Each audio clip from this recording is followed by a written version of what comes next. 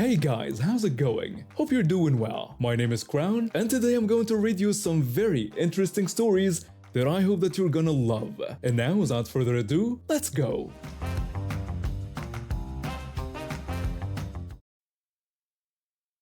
I grew up in a small neighborhood where everyone knew each other.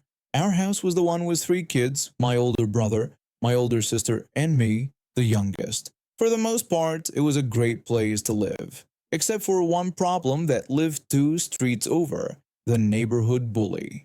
Let me tell you about the incident that became legendary in our family. When I was 6 years old, we had this amazing snowfall. Not the kind that just dusts the ground, but the perfect packing snow that any kid dreams about. My mom had finally decided I was old enough to go play in the front yard by myself, as long as I stayed where she could see me from the kitchen window. I spent the entire morning working on what I considered my masterpiece, a snowman built entirely by myself. No help from my older siblings, no assistance from parents, just me, the snow, and pure determination. It wasn't the prettiest snowman you've ever seen, but to 6-year-old me it was a work of art. I even used some of my own mittens and had to dress him up.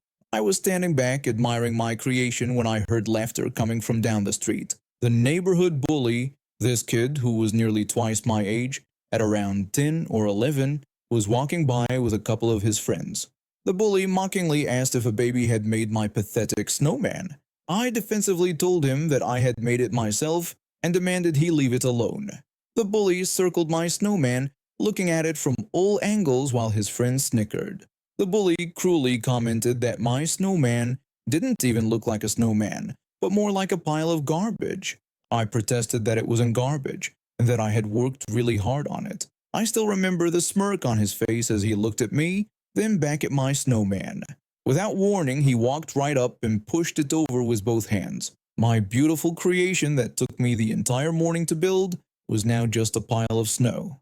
The bully sarcastically claimed he had fixed it and that it actually looked better now. Something inside me just snapped. I don't remember making any conscious decision to attack, but suddenly I was on him like a wild animal. I launched myself at this kid who was significantly bigger than me, kicking, screaming, clawing. Absolutely feral. I think I might have even bitten him at one point. His friends stood frozen in shock as this tiny kindergartner turned into a complete whirling dervish of rage. The bully was so surprised he didn't even fight back at first. By the time my mom came running out of the house, probably alerted by all the screaming, I had scratched his face and was pulling his hair with everything I had. My mom shouted in shock and told me to stop. It took my mom physically lifting me off of him to end the assault. The bully was actually crying by this point. His tough guy act completely shattered. His friends looked terrified. My mom demanded to know what was going on. The bully whined that I was crazy and had attacked him. I screamed back that he had destroyed my snowman and that I hated him. I was still trying to break free from my mom's grip to continue my revenge. The bully quickly gathered himself and ran home with his friends, occasionally looking back as if I might chase him down the street. After that day, he would cross to the other side of the street whenever he saw me or my siblings coming. The kid who terrorized all the younger kids in the neighborhood was now afraid of a 6-year-old girl. My brother and sister thought it was the funniest thing they'd ever seen and would tell the story to anyone who would listen. Fast forward about 10 years, I was now in high school, and the infamous snowman incident had become family legend, though I rarely saw the bully anymore since he was older and went to a different school. My sister was in her final year of high school and was on a bus heading downtown with her friends for a basketball game. When they were chatting and laughing, a group of guys got on the bus, and there he was. The bully had grown up to be this muscular, strutting guy who clearly thought he was hot stuff. Several of my sister's friends immediately noticed him, whispering and nudging each other. He had apparently grown into his looks and had that bad boy appeal that some girls go for. My sister recognized him immediately but didn't react much. As the guys found seats nearby, the bully was showing off, talking loudly, trying to get attention from the girls. My sister just rolled her eyes and continued her conversation. But then he happened to look over and noticed her. The bully asked if he knew my sister from somewhere. My sister looked at him with a completely neutral expression and casually acknowledged that they had lived in the same neighborhood. One of her friends leaned over, suddenly interested, and asked my sister if she actually knew him. The bus had gotten quieter as people tuned into the conversation, which is exactly what my sister had been waiting for. She looked her friend straight in the eye but spoke loudly enough that everyone nearby could hear. My sister said her little sister had beaten him up once. The bus erupted in laughter. The bully's face turned bright red as his friends started elbowing him and asking if it was true. His cool guy persona completely deflated in an instant. The bully sputtered and tried to deny it, saying it wasn't like that, but his protests were weak and unconvincing. But it was too late. The damage was done. For the rest of the ride, every time he tried to regain his swagger, someone would make a comment about getting beaten up by a little girl. When my sister came home and told us the story, we laughed until we cried. 10 years later, and I was still getting revenge on the bully who destroyed my snowman. I don't think I've ever been prouder of my sister than I was at that moment. She didn't have to make a big scene or be mean. She just stated a simple fact at exactly the right time. I've been a beekeeper for almost 15 years. It started as a small hobby after I inherited my grandpa's old farmhouse on the outskirts of town. What began as 2 hives has grown into a thriving small business with over 30 colonies. I sell honey at the local farmers market, supply a few restaurants in town, and even make beeswax candles during the winter months. I love my bees. I study them, care for them, and protect them from parasites and diseases. I've planted acres of wildflowers and clover around my property specifically for them. The relationship between a beekeeper and their bees is symbiotic. They provide honey, and I provide them with safe homes, protection, and plenty of food sources. That's why what happened last Tuesday was so infuriating. I was having my morning coffee on the porch when I heard car doors slam at the end of my long driveway. 3 people, 2 women and a man, were marching up toward my house carrying homemade signs with pictures of bees and slogans like "Free the Bees" and "Honey is Theft."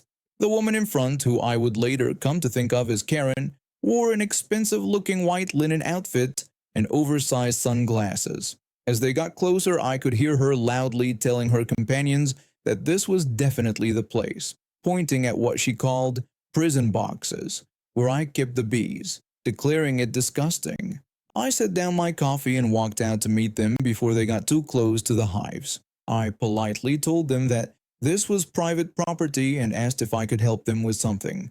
Karen immediately accused me of exploiting bees for profit. When I expressed confusion, she accused me of playing dumb. She claimed I was stealing honey and keeping bees captive in unnatural boxes, insisting that bees were meant to be free.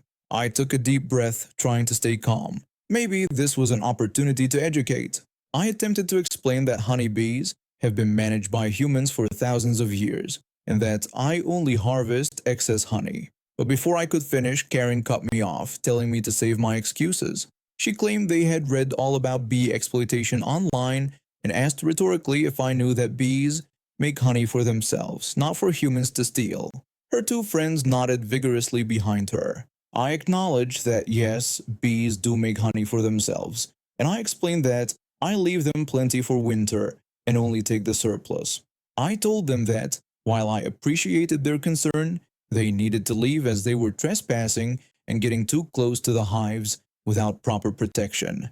The man in the group then stepped forward and declared that they weren't leaving until I agreed to release all the bees. I asked if they understood that these were domesticated honeybees, not wildlife being held captive, and explained that the bees were free to come and go as they pleased. Karen demanded that I open the boxes and set the bees free right that moment. I explained that doing so would kill the colonies. I told them I needed to check on my hives and asked them to leave before I called the sheriff. I turned to go back to the house to get my phone and beekeeping gear. To my shock, Karen followed me onto my porch, declaring she wasn't going anywhere and threatening to follow me around all day if necessary. Her friends looked a bit uncertain but followed her lead. This was getting out of hand. I decided the best approach was to simply ignore them and go about my work. Maybe seeing actual beekeeping would change their minds. I reluctantly told them fine, but warned them to stay back from the hives while I worked. I went inside, called the non-emergency police line to report trespassers, then got suited up in my full protective gear, veil, gloves, the works. When I came back out, they were wandering around my apiary, looking at the hives. I asked them to please stand back, explaining that the bees don't know them and would be defensive. Karen claimed the bees knew who was on their side and could sense that they were there to help them. When I approached one of the hives that needed maintenance, Karen stormed up right behind me. She demanded to see exactly what I was doing to the bees. I warned her that she needed to back up because she didn't have protective gear. She dismissed my warning, claiming she didn't need it because bees only sting evil people who exploit them. I sighed and began carefully opening the hive. The bees were already agitated from all the commotion. As soon as I removed the outer cover, Karen pushed in close to look. What happened next was predictable to anyone who knows anything about bees. The guard bees immediately went into defense mode. I heard Karen's screams before I even turned around. She was flailing her arms wildly, which only made things worse. Her friends were running back to their car. Karen screamed that the bees were attacking her and begged for help to get them off. I urged her to stop moving, warning that she was making it worse. But she was already in full panic, swatting at the bees and screaming, which just attracted more of them. I grabbed her arm and pulled her away from the hive, quickly leading her toward the garden hose. I sprayed her down with water to get the bees off while she continued screaming. By this point, she had at least a dozen stings on her face and arms. Her friends had already fled to their car. I called 911 immediately, explaining that we had a woman with multiple bee stings who might be having an allergic reaction. The ambulance arrived quickly. As the paramedics were loading her in, one of them asked what happened. I explained that she had broken into my bee farm and deliberately approached an open hive without protection after I warned her not to. Karen was still conscious enough to shout from the stretcher, accusing me of being a bee abuser and claiming she was trying to save them. The paramedic just rolled his eyes and continued treating her. I filed a police report that afternoon for trespassing and harassment. A week later, I received notice that she was also trying to sue me for her medical bills. Fortunately, the judge threw out her case immediately when security footage from my property cameras showed her ignoring my warnings and trespassing.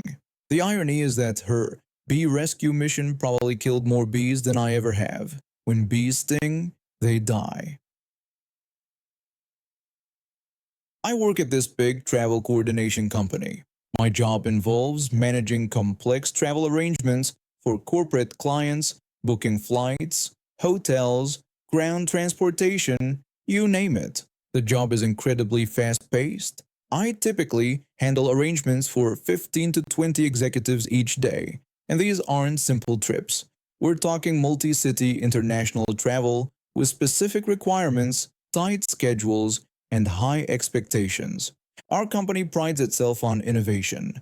They're always looking for ways to improve efficiency, both with people and technology. This approach has helped us stay ahead of competitors, but sometimes their eagerness to innovate can cause problems. Because I travel between our company's regional offices so frequently, I don't have a permanent desk. Instead, each office has shared computers that employees like me use to access our booking systems, client databases, and travel management tools. Being able to quickly log in, complete our work, and move on is absolutely essential in our line of work. We often have just minutes between client calls to update itineraries or fix travel issues. Last Tuesday, I was at our downtown office finishing up an emergency rebooking for a client whose flight had been canceled. I had 3 more clients to handle before lunch, and my phone was already buzzing with another urgent request. That's when I noticed a small table set up near the break room with a sign that read, "Got 5 minutes? Help us improve your computer experience." 2 people from the information technology department were sitting there with friendly smiles and notebooks. Despite my packed schedule, I decided to help out. Our computer systems could definitely use some improvements, and I thought my input might make my job easier in the long run. The first IT person thanked me for volunteering and asked me to sit down. They explained that I should pretend the notebook was a computer screen and interact with it exactly as I would with a real computer. I asked them what exactly I was supposed to do, feeling a bit confused about the process. The second IT person clarified that I should imagine I just walked up to a computer and found this new interface. They explained they wanted to see how intuitive it was without training and would time how long it took me to complete basic tasks. They opened the notebook to the first page, which showed a mock-up of a login screen. It looked cleaner than our current system, with fewer options cluttering the page. I pointed to where I would enter my username and password. The first IT person praised me and mentioned they would flip to the next screen. They turned the page to show what the system would display after logging in. They continued timing me with a stopwatch while taking notes. I navigated through several screens by pointing at buttons on the paper, and they flipped to the corresponding pages. Everything seemed fine at first. I found the travel management function quickly enough and tried to enter a new booking. But that's where things fell apart. When I tried to back out of a complicated form to return to the main menu, I got stuck in what seemed like an endless loop. I told them I needed to go back to the main menu, so I was pressing the back button. They flipped to another page. I pointed out that this wasn't the main menu and said I'd try the back button again. They flipped back to the previous page. I told them that wasn't working either and said I'd try another button. They flipped to the same page again. No matter which back button I pressed, I kept cycling between the same two screens without ever reaching the main menu. After trying several times, I stood up, grabbed my bags from beside the chair, and started to leave. The first IT person urgently asked me to wait, saying I couldn't leave yet. They insisted they needed me to fill out a feedback form. The second IT person asked if there was a problem with the interface and what changes I would suggest. I turned back to them, acutely aware of the time I'd already spent. I explained that I had just given them all the feedback they needed. I told them that if I encountered a computer like that at work, I would simply walk away and find another one that works. I explained I'd leave my login active on that broken machine because I don't have time to figure out what's wrong with it or how to fix it. I pointed out that this was a serious security risk. The IT people looked stunned. The first IT person insisted they really needed more specific information to get it right. I simply agreed with them completely, then walked away to find a working computer so I could help my waiting clients. 3 months later, I noticed a company-wide email announcing that the computer system upgrade had been postponed for additional user experience testing. 6 months after that, they rolled out a completely different design, one with clearly labeled navigation buttons and a universal home button that appeared on every screen. One of the IT people later told me that my abrupt departure had been the wake-up call they needed. They realized that in the real world, busy employees wouldn't struggle with a confusing interface. They'd simply abandon it, creating exactly the kind of security risks the company wanted to avoid. For context, I've been cleaning out my late grandmother's house for months. She was an avid collector of vintage kitchen items, and while I kept some sentimental pieces, I decided to sell most of them online to help cover the mounting estate costs. It was only a $20 vintage sugar dispenser, the kind you used to see in diners back in the 1950s. Nothing fancy, but it was in good condition with that authentic retro charm that collectors appreciate. I listed it with clear photos and an honest description, hoping for a quick sale. That's when this buyer contacted me. The buyer messaged saying he noticed a small blemish on the sugar dispenser and asked for a price reduction. I politely asked where exactly he saw this blemish. He pointed to a tiny scratch near the bottom right side and suggested lowering the price to $15. I checked and found an almost imperceptible scratch that I hadn't even noticed before. Wanting to move items quickly, as I had dozens more kitchen collectibles to list, I agreed to his price and updated the listing. He promptly purchased it, and I shipped it the next day with careful packaging.